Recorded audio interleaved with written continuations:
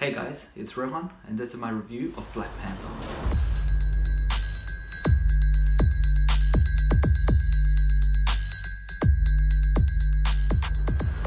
Black Panther is the 18th film in the MCU, and when you're that far into a franchise, it's easy for things to get stale. Luckily for us, Black Panther is a reminder that the MCU is diverse and still has many more excellent stories to tell. This movie is set straight after the events of Civil War.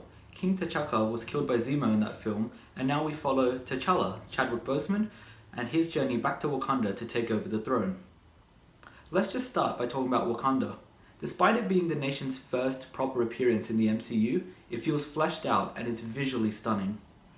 Part of this is due to the excellent performances by the entire cast. The biggest surprise actually comes from Michael B. Jordan's Killmonger. In a movie filled with such big names, his character easily shines through and gives Marvel another complex villain.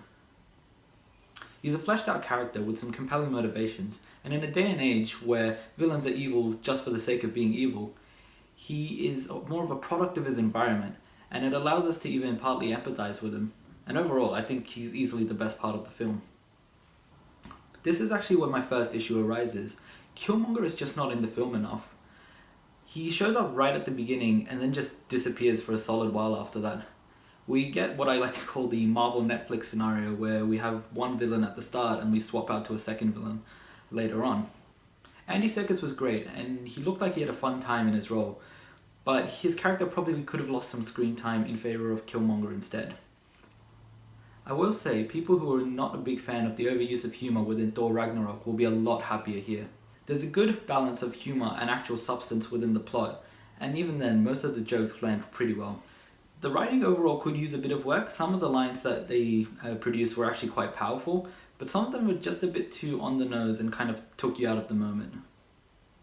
I did also feel that the plot of the film kind of retreads itself a bit and in turn slows down the pace of the film.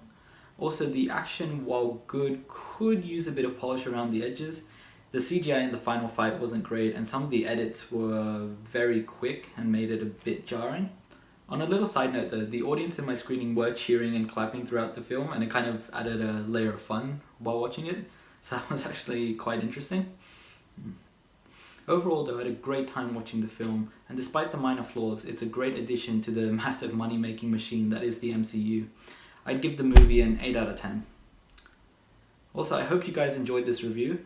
Hopefully in the future I can get a few more of these out. Until then, enjoy yourselves. See ya.